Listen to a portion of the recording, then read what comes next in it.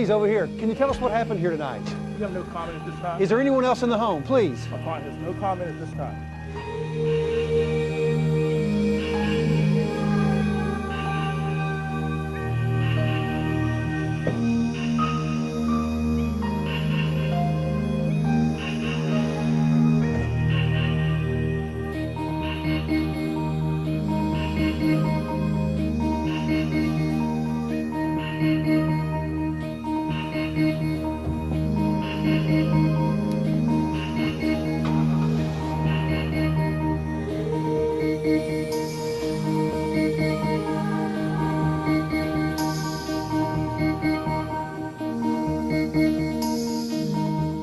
Tonight, our community had its third home invasion in just 6 weeks. A terrible trend of violence that has become all too common throughout the country is now hitting our quiet neighborhoods. Please stand by for further details as information is released.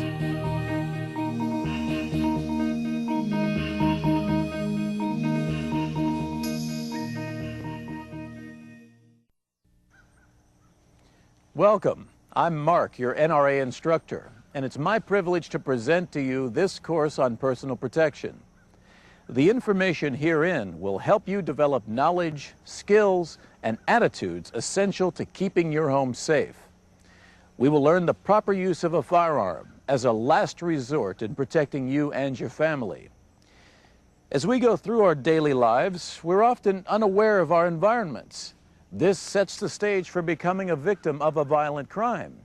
To deter such an encounter, we want to share with you the NRA's 4 levels of awareness in a neighborhood that's not much different from yours.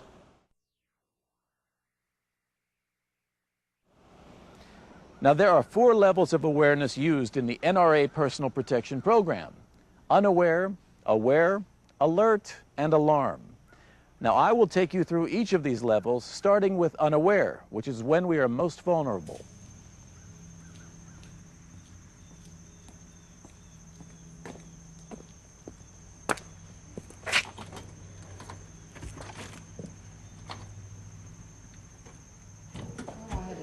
Hey guys, I'm home. You know, I'd really love Italian food, but I don't know whether I like Greek or Italian. What do you think?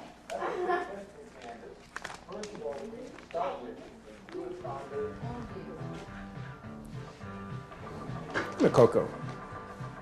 Yeah, you're the only one that knows I'm home.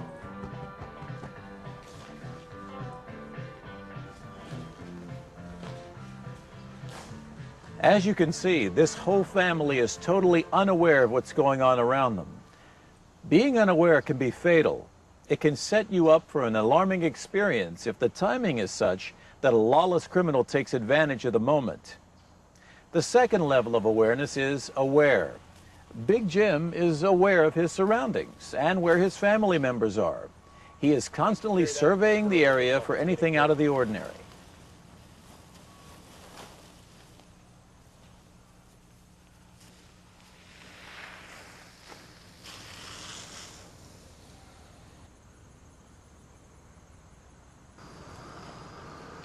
The third level of awareness is alert.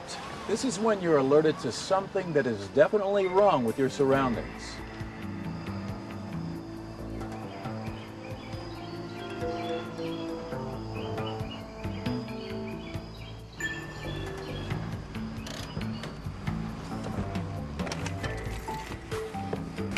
Can you get the groceries? Sure.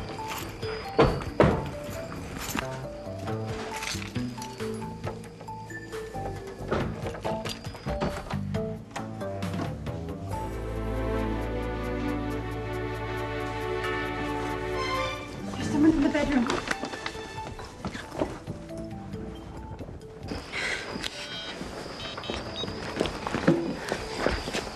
This is Deborah Rollins. I live at 154 Oak Street. There's someone in my house. Yes? Okay, I'll stay on the line. I don't see anybody. I don't know where he's at. Paul and Deborah were alerted to something. They had a predetermined plan to react to a situation like this. It is always wise to evade a confrontation with an intruder. Darkness, by its very nature, becomes a vulnerable time for the law-abiding citizen to be a target of a criminal, predator, or stalker. We never know when our surroundings will escalate to the fourth and most frightening level of awareness, alarm. Alarm is when a danger has been recognized and the threshold that was developed in the alert stage is enacted.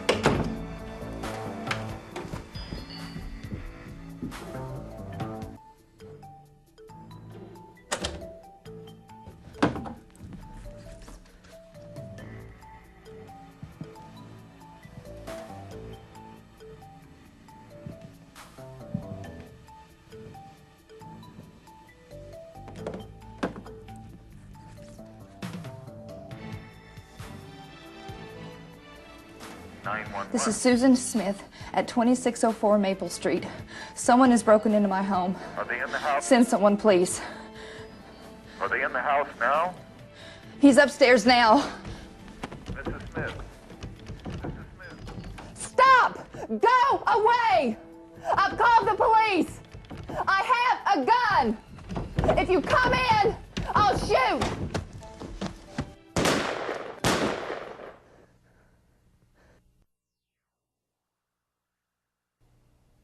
Now that you've seen the NRA's 4 levels of awareness, we will revisit them throughout this personal protection course.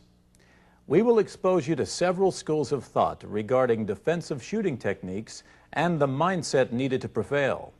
However, before we begin, you must weigh carefully your moral, legal, religious, and spiritual values regarding the use of a gun. Because deadly force may be necessary, you'll need to consider the following questions before incorporating a firearm into your personal protection strategy. Am I prepared to take the life of another human being to save my own or my family's? Does my religion and personal moral standards permit the taking of a life in self-defense? Am I prepared to tolerate the judgment of my family, friends, and neighbors if I must defend myself with lethal force? If all of your answers are yes, and you're forced to shoot, killing an intruder, the experience can be dreadful. Therefore, think of a firearm as being a tool of last resort. It is used only when deadly force is absolutely unavoidable. This is the time to consider your mindset when viewing your personal safety. If, for one reason or another, you were unable to avoid a confrontation, you may be injured. But you must have the determination to persevere and never give up. You must control and prevail in every life-threatening encounter. Therefore, it's very important that you take your training seriously. It's more than just learning how to shoot. It's learning what to do to avoid a confrontation. You must develop a plan of responses appropriate to the escalating situation. Now, this can be done by visualizing actions and reactions to any possible threat to your domain. Just like a fire drill, you should have a contingency plan for any aggressive intrusion into your home. To do this, walk through your home and develop a plan that includes escape and/or defense. An intruder's intentions are to violate you and your home, for there is no forgiveness on the part of a predator. Rehearsing your escape and/or defense options will give you the self-confidence needed in controlling a life-threatening encounter. Your feelings of compassion are not at issue. It's a matter of life and death, and you must prevail. You must be prepared and aware of your surroundings. This will reduce the probability of you being a victim. Now, for clarity, let's revisit the 4 levels of awareness. First, we have unaware. As you recall, this is when you're most vulnerable. You're preoccupied with other activities, and you're unaware of your surroundings. Now, this may include sleeping, working in the yard, watching TV, cooking, reading, daydreaming, or any other task requiring mental concentration. The second level of awareness is being aware. This is knowing your surroundings. For example, where are the kids playing, and is it a safe area? Are you aware of the movement and activities going on? Are you able to separate normal activities from those that are unusual? Are the doors and windows secure? Is the garage door closed? And so on. In other words, ask yourself, what if, and what could happen? It's relatively easy to operate at a condition of heightened awareness for short periods, particularly under conditions in which a threat is likely. It is much more difficult to maintain that awareness for an extended length of time in environments that seem protected or safe, such as your home or office. We must make a conscious effort to have a general awareness of the threats that may lurk in our environment. The third level of awareness is called alert. This is when a potential threat is recognized. Your senses are in a heightened state of awareness. Some examples that would elevate your awareness to alert would be a solicitor approaching, an unidentified noise, a knock at the door, one or more persons asking for assistance, or anyone you do not know regardless of what or who he or she claims to be. These are potential threats. They may or may not be real, and your action should include 2 steps. 1, formulate a hypothetical plan of action to respond to the threat. The plan could be to call the police or to evade the potential threat by means of avoidance, which is the wisest plan if practical. The plan may be to go to a safer location or to defend yourself. The plan may include more than one action, but you must have a plan of action to evade or defend. The second step is to set a threshold that will trigger your plan. Some limits may include the threat coming within a certain distance, the threat doesn't flee after being told the police are on their way, an overt expression to do harm, or the adversary brandishes a weapon. These mental boundaries should coincide with the legal boundaries if your actions involve the use of force. You should determine what your options are and what may trigger any action that escalates into a state of alarm.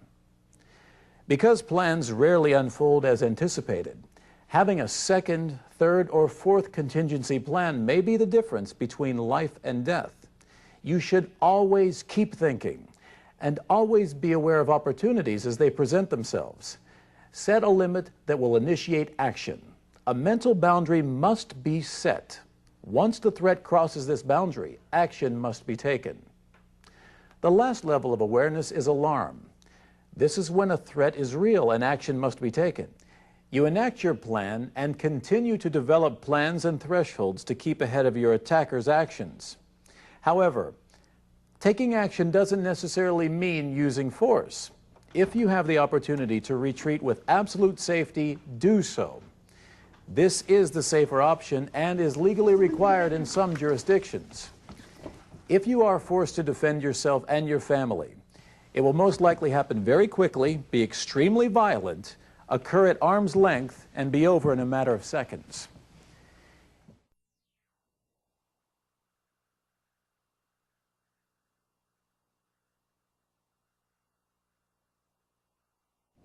You must be in control of the situation. You must prepare yourself through training with a gun, visualization, and acting out possible scenarios. It's wise to size up everything in and around the home. Look at yourself and your surroundings from his point of view. This will identify any soft spots in your overall strategies. If you find yourself face to face with an intruder, stay as far away as possible, because the intruder has 3 choices here. He can run away, comply, or challenge your commands. If the intruder flees, let him go. Stop! On the floor! Down! Down!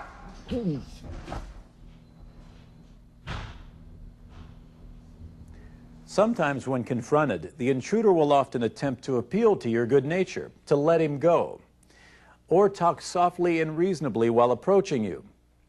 If you happen to hold him at gunpoint, do not approach or attempt to frisk. You should make the intruder lie face down, chin on the floor, legs spread apart, hands held palms up and stretched straight out from their shoulders. Stop!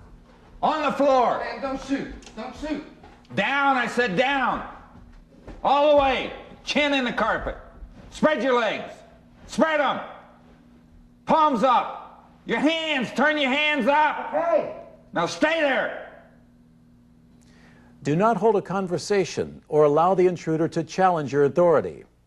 When you are speaking to him, shout your commands in a loud and assertive voice while looking mean.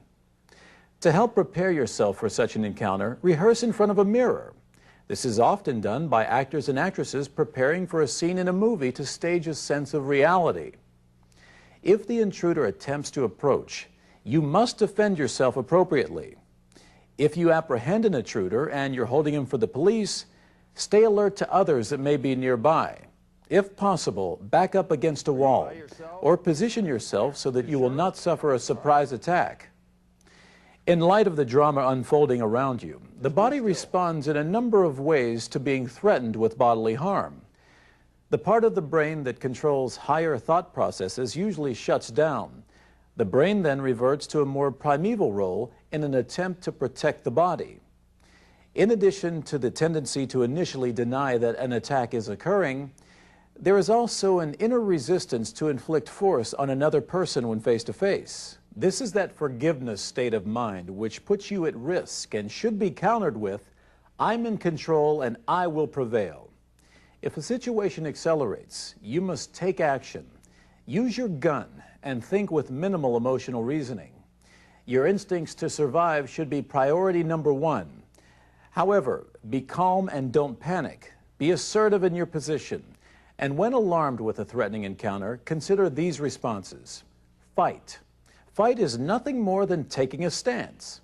Now, this response means using whatever force is reasonable to prevent harm when no other options are available. You need to understand the laws regarding when and to what extent force may be used for personal protection. Flight. Flight is also known as retreat. When the brain is overwhelmed by a situation it perceives as threatening, there's an inner urge to flee in order to protect the body. Fleeing or retreating with absolute safety may not always be possible. Freeze. Freeze is similar to flight. It's when you are taken by surprise and you may be incapable of any action. This may last for only a fraction of a second or may last throughout the encounter. A momentary freeze due to confusion, shock, panic, or denial of what is occurring is normal and should be expected. In this situation, think of your training and make an attempt to get a grip on the situation. Posture. Posture is combat without contact. Animals do this when they growl, bare their teeth, puff themselves up, but actually do no fighting. Humans too engage in similar behavior.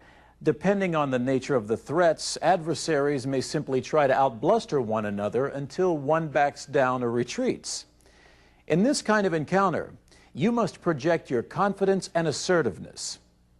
The last response is submit. This is totally giving in to an adversary. There is evidence in the FBI's annual Uniformed Crime Report to support the contention that submitting to an assailant is more dangerous to the victim than fighting back. In any encounter, there is no way an individual can predict accurately his or her response to any given situation, regardless of prior experience or training. An encounter may include escalation of responses, from freeze to posture to fight. These reactions apply to the assailant as well. Just like you, he may have made several contingency plans for a confrontation before entering your home. For any life-threatening encounter, you'll experience an inordinate amount of stress. You may lose fine motor skills, which is okay, because if you are forced to use a gun, you'll only need your gross motor skills to aim and shoot you must. Not just one shot, but 2 or 3 or more. You keep shooting until the threat stops. Now, to help you think clearly during this stressful moment, you'll want to break free from what is sometimes called tunnel vision. This keeps you from being alert to any other threats lurking nearby. One way to break this tunnel vision is to shout your commands in a loud and assertive voice.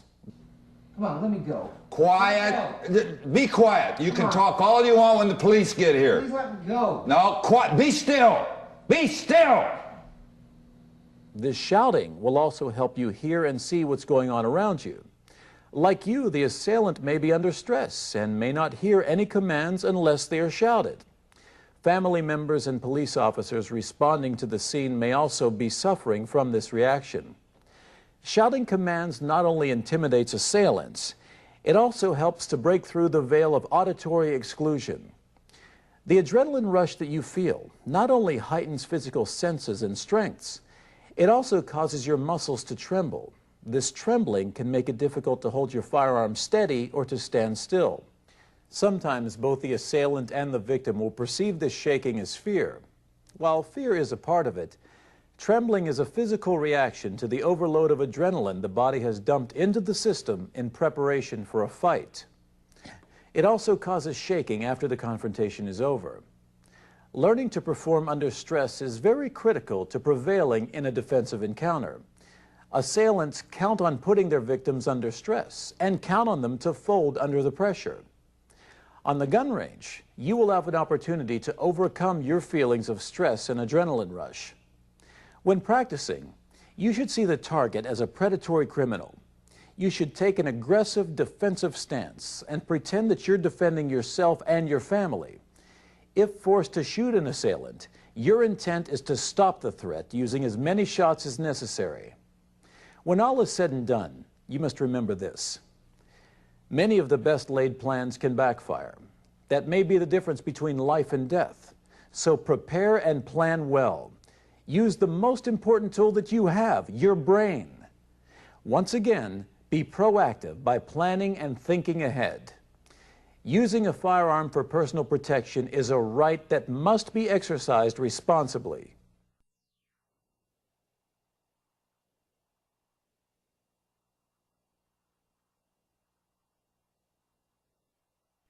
Choosing a firearm for self-defense should be given a lot of thought. If you do not own a firearm, you may want to consult an NRA instructor or your nearest firearm dealer to help you get started. You do this by selecting the most powerful handgun you can consistently shoot well, and one that meets defensive standards.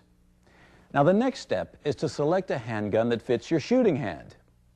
The weight and shape of the gun must be suitable for the chosen caliber in order to manage the recoil. The single most important characteristic of a personal firearm is that it must be 100% reliable. Now, to be fair, let's look at some of the advantages of revolvers and semi-automatic pistols. Revolvers are simple to operate and have a greater out-of-the-box reliability. It is easy to determine whether or not revolvers are loaded. Revolvers function with a wider variety of ammunition. People with arthritis or who have limited use of their hands may find revolvers easier to operate because there is no slide to pull or levers to depress. On the other hand, semi-automatics hold more ammunition. Semi-automatics are quicker to load and reload. If the firearm jams, a semi-automatic is usually easier to clear. And to some people, a semi-automatic points more naturally, making them easier to aim. In both the revolver and the semi-automatic, the grip size of each should fit the hand comfortably, and the finger should reach the trigger with ease. Another aspect in choosing a firearm is its caliber. Most experts recommend a minimum of a .38 Special or a 9mm. The gun's sights should be fixed for dependability. Now, some sights are self-luminous for use in low-light conditions. Other factors in selecting a gun should include the finish, the manufacturer's reputation, and accessories. Now, once you've selected a gun of a given caliber, such as a 9mm, you must use ammunition of the same caliber, 9mm. But you have a choice of many types of ammunition. The most popular types are the wad cutter, the semi-wad cutter, the full metal jacket, the hollow point, the jacketed hollow point or soft point, premium defense, and frangibles. The wad cutter is inexpensive, ideal for practice, but doesn't feed well in semi-automatics. The semi-wad cutter is a more popular defensive round for revolvers. The full metal jacket feeds well in semi-automatics and reduces lead fouling of the barrel. The hollow point expands rapidly, transferring a maximum amount of energy to the target. The jacketed hollow point or soft point is gun-friendly. The copper jacket improves feeding and reduces lead fouling, while retaining the advantages of the hollow point soft point design. There are other cartridges for consideration, such as the premium defense ammunition and the frangible cartridges. While the premium defense ammunition is designed for personal protection, the frangibles are very expensive and their effectiveness is a subject of much debate. If you want to know more about ammunition and guns, consult books and publications offering information on firearms and ammunition. Besides having a firearm in your self-defense plans, you should also include extra magazines for the semi-automatic, extra speed loaders if you have a revolver, flashlights, and a working cellular phone. By having a plan, a pistol, and being aware of your indoor and outdoor surroundings, you should feel more confident and safe from any possible harm from an intruder. Just like a golfer visiting a driving range to practice his technique, you'll need to visit the shooting range to maintain your skills. Soon you'll find practicing with your handgun an enjoyable experience. While at the range, you may want to try out some different types of handguns mentioned earlier if you do not own one. Many ranges offer guns for rent. On your first visit to the shooting range, the range safety officer will give you a range safety briefing, including the range, its layout and boundaries, while familiarizing you with its safety procedures and protocol. While on site, you'll be required to wear eye and ear protection. And remember, never use alcohol or drugs before or while shooting. This includes prescription and over-the-counter medication, which hinder judgment, coordination, and motor skills. And at no time should your firearm be accessible to any unauthorized person. Know how to use the gun safely by reading the owner's manual, taking a gun safety course, or seeking help from a knowledgeable individual. Be sure the gun is safe to operate. If in doubt, have it inspected by a competent gunsmith. Always keep the gun unloaded with your finger off of the trigger and pointed in a safe direction until ready to use. Be sure you select the correct ammunition for your gun by comparing the markings on the firearm with the information printed on the ammunition box and the head stamp on the cartridge.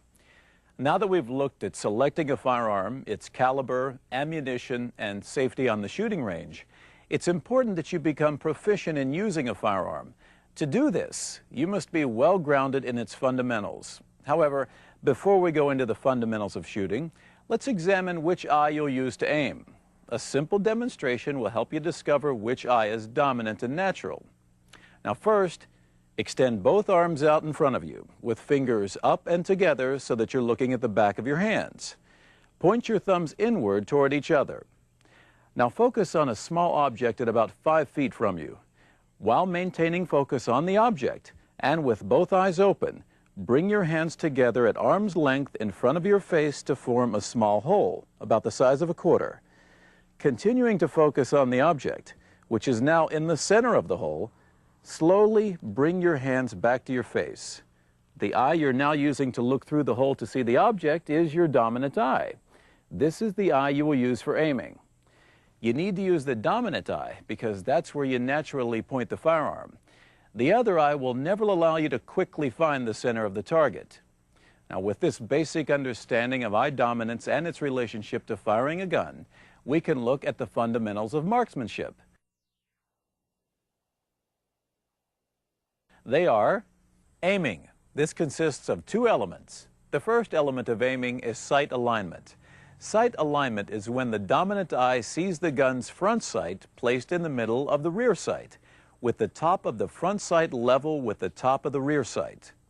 When using this alignment, you'll be able to acquire the target quickly, since time isn't a luxury during a defensive encounter. The second element of aiming is sight picture. This is placing the aligned sight on the center of the target where you want the bullet to hit. Adjust the gun's sight to 0 to shoot point of aim or point of bullet impact on the target. The gun's sight should be adjusted and fixed for dependability. Remember that some sights are self-luminous for use in low light conditions. The second fundamental of marksmanship is breath control. Because of the stress induced by a defensive encounter and the speed at which it occurs, conscious control over refined breathing is not possible. You should just stop breathing and fire the shots. The third fundamental of marksmanship is hold control. The objective is to hold the body as still as possible while firing. The first step in minimizing movement is to assume a balanced, stable shooting position aligned to the target. The fourth fundamental of marksmanship is proper trigger control. Trigger control is pulling the trigger to the rear, firing the gun without disturbing sight alignment. The fifth fundamental of marksmanship is follow-through. Proper follow-through encompasses the first four fundamentals: aiming, breath control, hold control, and proper trigger control, to where the pistol settles back to the target for the next shot. Developing a smooth follow-through will set you up for the next shot, since multiple shots will probably be fired in a defensive encounter. To ensure consistency while developing self-defensive accuracy, you should practice shooting a sheet of typing paper. A hit anywhere on the paper is acceptable. It's recommended for defensive training that you use two hands when firing a handgun. This is called a two-handed shooting grip and will ensure the control needed for defensive accuracy. To assume the grip, first place the handgun in your weak, non-firing hand. Make a Y with the thumb and fingers of your firing hand and place the gun's backstrap firmly in the web of the thumb. Close the strong hand fingers around the grip. Next, bring the non-firing hand around the front of the grip so that the non-firing fingers overlap the firing hand fingers.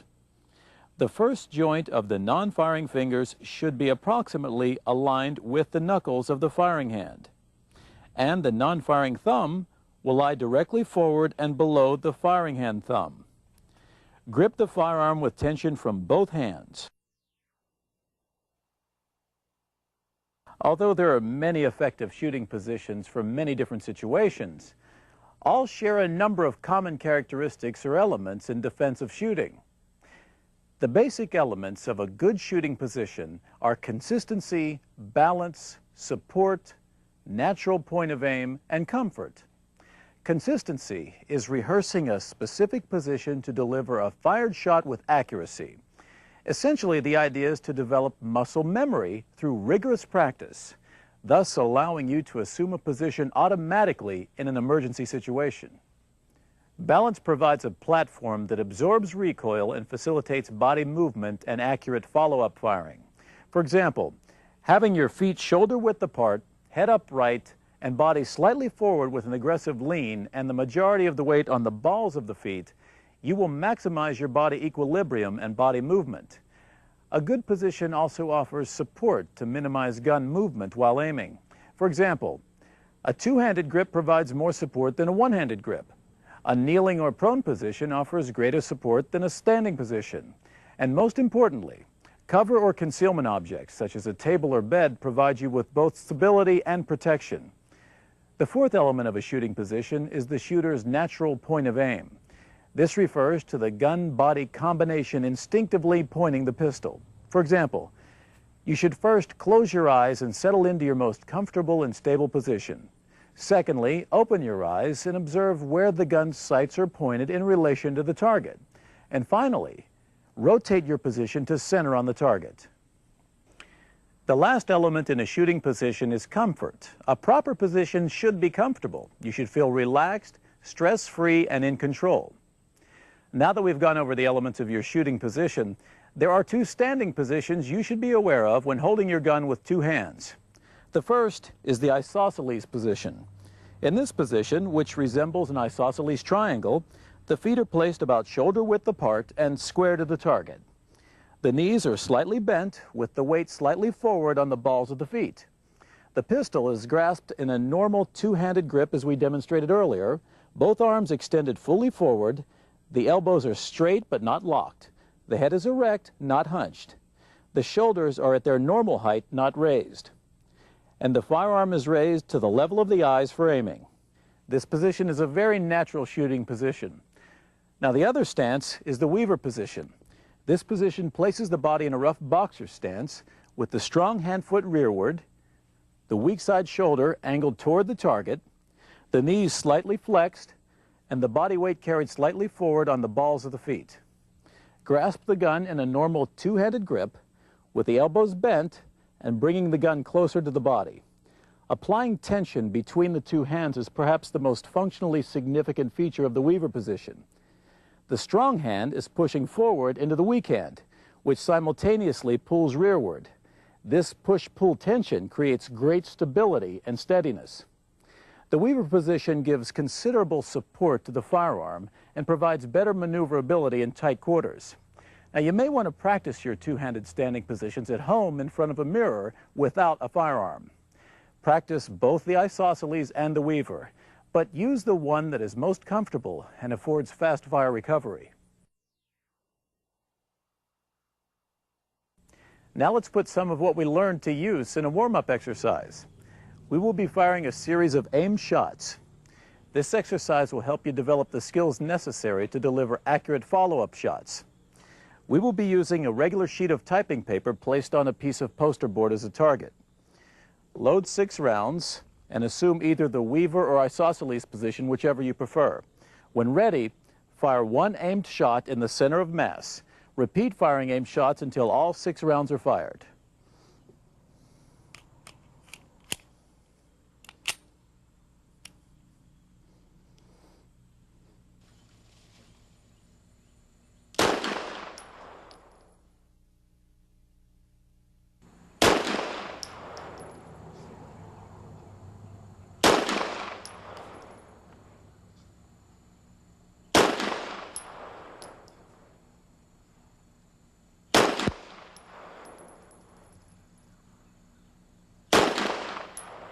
Load another 6 rounds.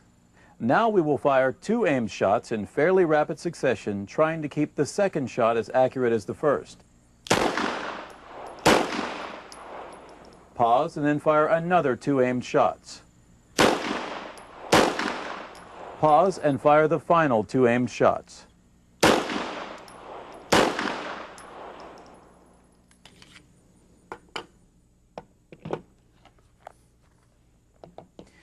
When shooting, you may suffer from tunnel vision. This is when all of your visual attention is on the target at the exclusion of everything else around you. This is exacerbated in a high-stress situation.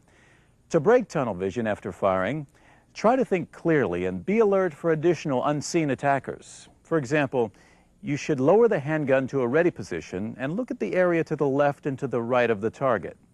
Listen for sounds behind you and around you. For safety purposes on the range, you must be careful not to turn too far when looking left or right. At home, without a firearm, practice the ready position. Look to the left and right. Do a 360-degree turn visual scan to search for additional threats. The entire torso moves with the head, so your eyes and the gun's muzzle track as a unit. The gun is pointed in the direction of whatever you're looking at. In a close-range defensive encounter, you may not have the time to acquire perfect sight alignment. While accuracy is important, it is also important to deliver effective shots into the target as rapidly as your ability allows. Now, this is referred to as a flash sight picture. In this technique, the shot is fired as soon as the front sight is roughly lined up somewhere within the rear sight notch.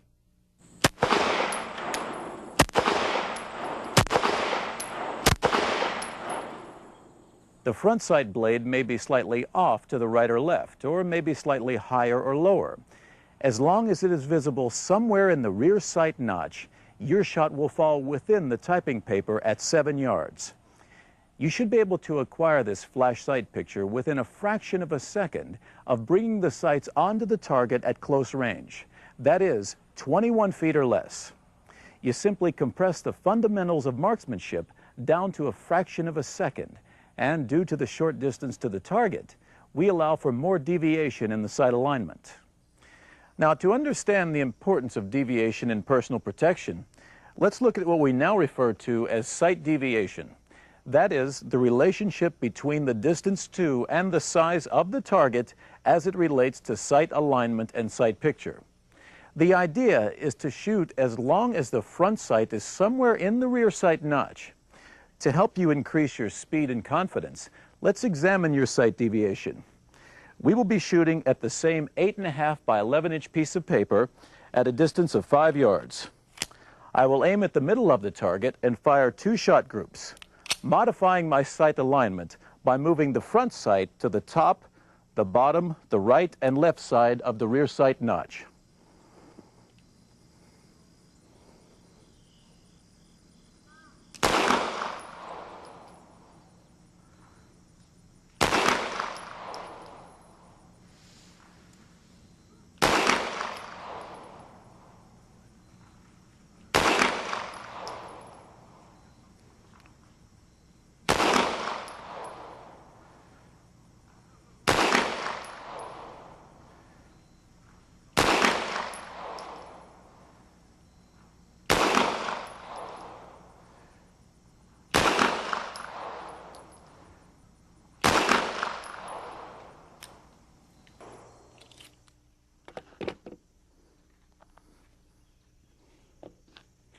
Okay, let's look at the target area up close. Notice that all of the shots are on the paper. As long as the front sight is somewhere in the rear sight notch, you will hit the target. Note, however, the shot spread depends on the width of the front sight in relation to the width of the rear sight and the distance to the target. Okay, now let's move to 7 yards and fire 2 more 2-shot groups. I will modify my sight alignment by moving the front sight to the top, bottom, the right and the left side of the rear sight notches before.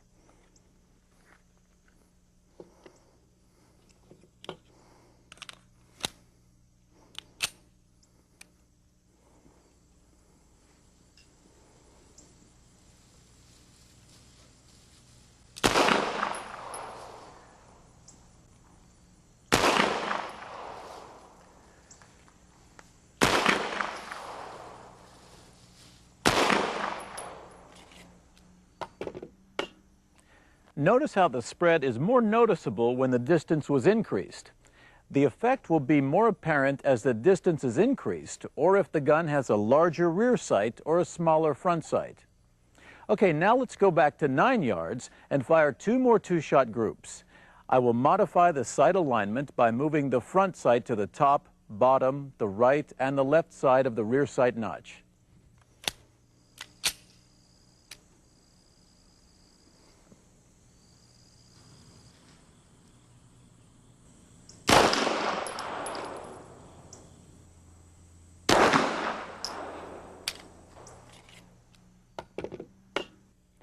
Now once again, notice how the spread is more conspicuous when distance and sight alignment are modified.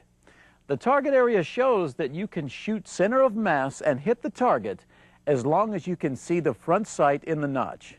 Another effective means to hitting your target is using accelerated shots. This is similar to aimed shots. Instead of using a refined sight picture for each shot, a flash sight picture is used. In other words, as soon as the front sight is lined up anywhere within the rear sight, you should fire.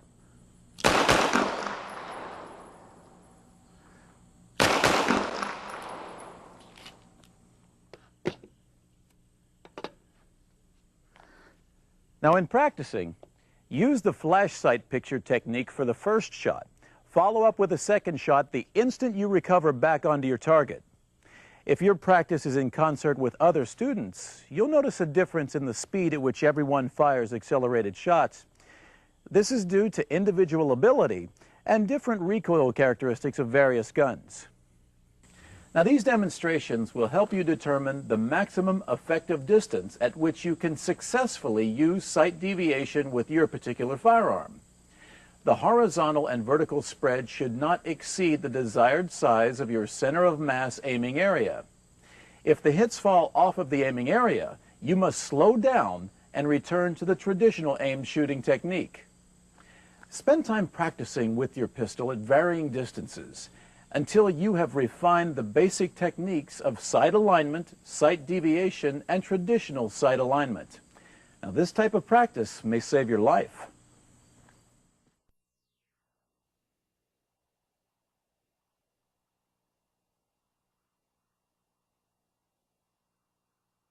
As important as accurate shooting is, it's more important not to get shot. So let's look at our next area of defensive handgun skills, cover and concealment. Now, what is cover? Well, cover is anything that will protect all or part of the body from incoming fire.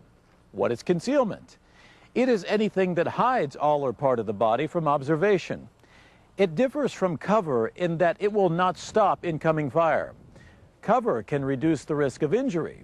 Concealment can give you the time to think things through and develop alternative plans to escape or shoot.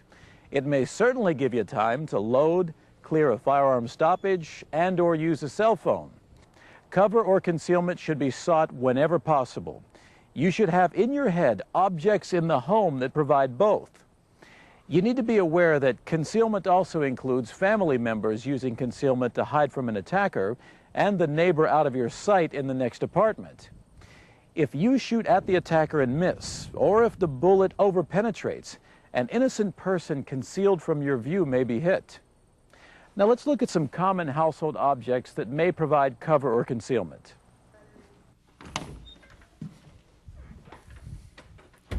Doors. Steel is much better than solid wooden doors. Interior doors provide the least amount of cover. Now, on the other hand, it does offer concealment. The couch, reading chair, or dining room table will provide concealment. However, depending on their construction and other factors, they may provide little cover. Now, your major appliances, such as your refrigerator or washer and dryer, will provide you with a limited amount of protection. Your bookcase and other furniture items may provide both cover and concealment depending upon construction and the angle at which the shot hits. A standard mattress will provide only limited cover depending upon the angle at which it is hit. A waterbed mattress may provide cover for a limited number of rounds until the water runs out. As you can see, there is ample concealment in most homes, but very little cover. The best defense is walking through your home and acting out several scenarios for defensive encounters. This could be a real-life situation. Know locations to hide, using household items for cover and concealment. Practice a hiding exercise. Think of your home as a barricade to the enemy. You should also practice the technique of leaning out from cover. Choose cover and, without a gun, using the two-handed shooting grip, pretend to fire from several positions and angles. Be sure to lean out just enough to acquire the target. Don't expose yourself to the artificial intruder. Kneeling using cover and concealment offers the assailant a smaller target. It's quick to get in and out of and more stable than standing. It also makes it easier to use low cover. In other words, it offers another measure of safety when under fire. Canting is another technique using cover. This is when the gun's muzzle is clear of the cover. Canting allows you to keep more of your body behind the cover. Depending upon the object being used as cover, serious injury may result if you fire into the cover directly in front of you. Do not rest the side of the handgun against the cover. This could impede the operation of the slide of the semi-automatic or the rotation of the revolver cylinder. When firing a semi-automatic from the left side of cover, cant the pistol to prevent ejected casings from bouncing back into the ejection port and jamming the pistol. Now, if you choose to practice canting with live ammunition at the range, you must consult with your range safety officer for correct operation and safety. Now, at times, all this may seem like games. Yes, but in games, we learn without undue stress. We strengthen and hone our skills. And finally, we become confident in responding to a real-life threat. It's been said, we prepare for war to maintain peace.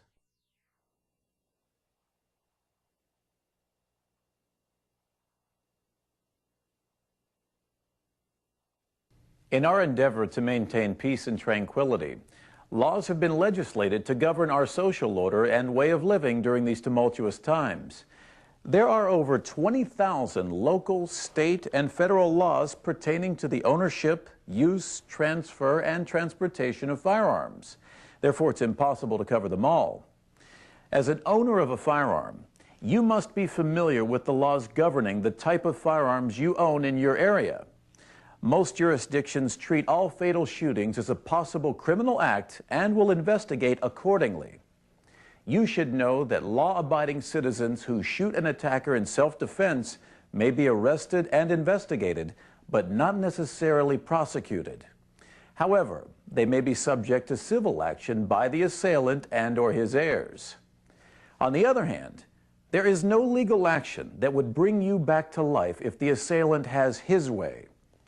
Anyone involved in a shooting will have experienced a very stressful event and will probably not be thinking clearly. It is best to consult with an attorney so that your rights are protected and you can give a statement with a clear mind. No one is guaranteed 24 hours of personal protection by law enforcement. With crime in the streets and back alleys, it stands to reason that the police are unable to provide total home security. But the Constitution gives us the means to protect ourselves through the Second Amendment.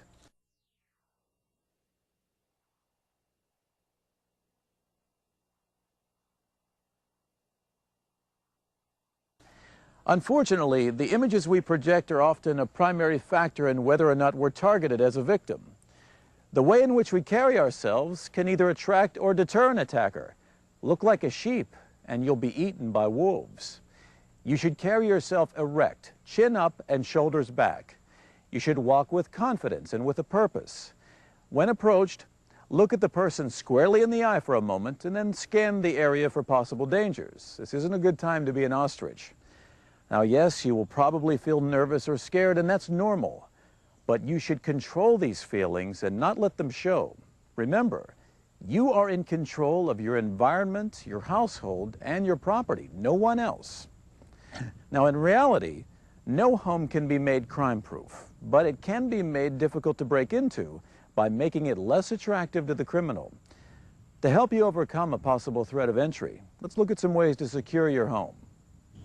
Keep shrubs pruned below the window and cut low-hanging branches from trees to eliminate hiding places. Consider planting thorny shrubs or other hostile plants at windows. Remove all remote garage door openers from parked vehicles and keep the garage door closed when you're not around. Periodically, change the access code to your garage door and home. Avoid house designs that have recessed hiding places. Don't store ladders and tools outside that could be used to gain entry. Keep outside lighting well maintained. When traveling, have a trusted neighbor collect the mail and newspaper, cut the grass, reposition drapes, and park or move cars in and out of the driveway. When away, use timers to turn lights off and on. If you are in areas subject to snow, make arrangements to have the snow shoveled and to make tracks in the snow as if someone were home. Do not reveal travel plans to those with no need to know. Tell the kids, if you have any, not to talk about it. They often tell friends who tell friends. Do not let strangers into the home for any reason.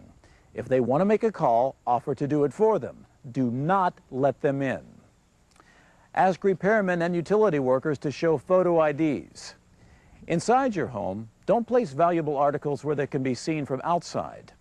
Install steel doors and frames with live and deadbolt locks. Keep doors locked at all times. Consider installing a monitored security system. Pin ground floor windows so that they cannot be opened more than 6 inches. But be aware that this cuts off crime and fire escape routes also. Store firearms out of sight, not on wall-mounted racks or in glass cases.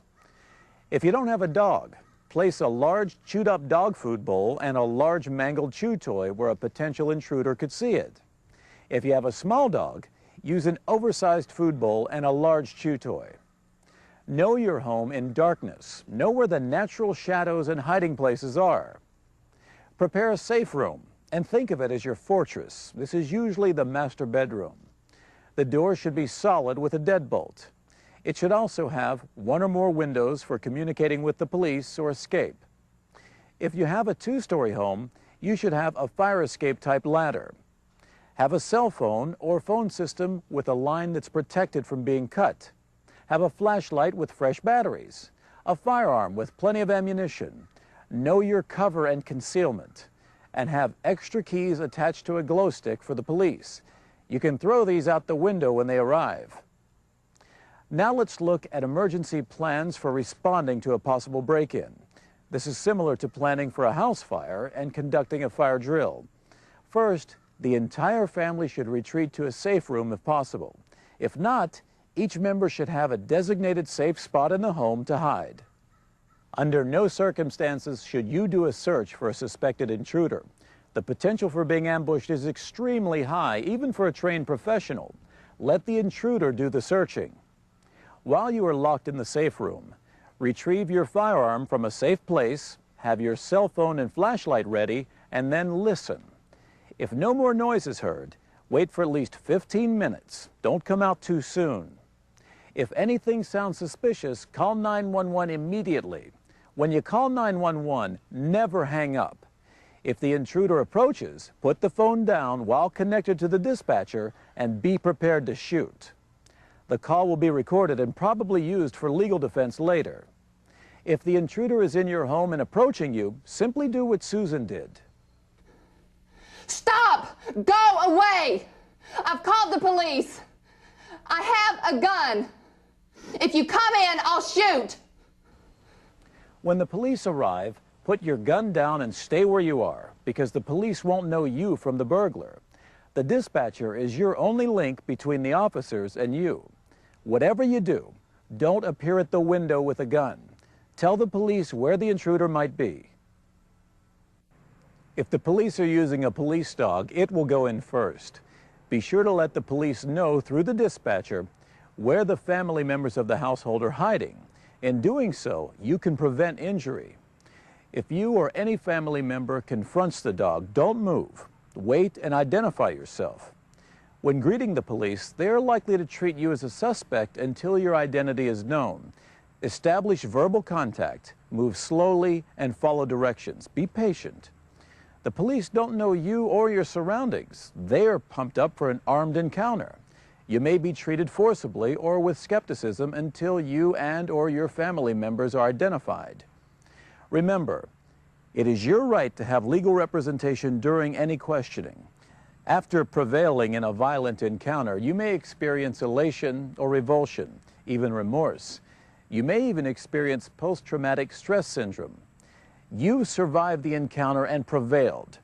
And as with any traumatic experience in life, you must put the encounter in its proper place and move on. However, you should not suppress your feelings about what has occurred, nor should you boast. If you feel the need, contact your clergy, a trusted friend, and/or spouse. It is important in the aftermath to remember that you are a good person and it is not your fault. Nonetheless, you should not speak with anyone about the incident without the approval of your attorney.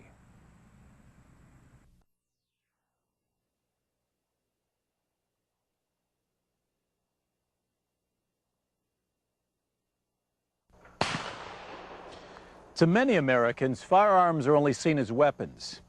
This isn't the case. A firearm can be a weapon, just as a kitchen knife, baseball bat, or most any other object.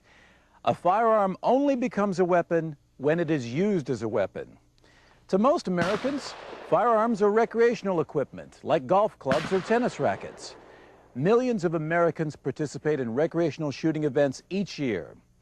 Now, with the growing popularity in shooting sports, the number of women participants is increasing. In fact, 10% of the participants in sporting clays are women. Many are finding such activities challenging, satisfying, and relaxing. Regardless of your age, sex, or physical ability, shooting sports such as skeet, trap, pistol, and precision rifle competitions offer a lifetime of recreational opportunities. This presentation was intended to help you develop a personal protection strategy for you and your family. It's important to understand, though, that Reading books and watching videos is no substitute for practice and training under the tutelage of a qualified individual.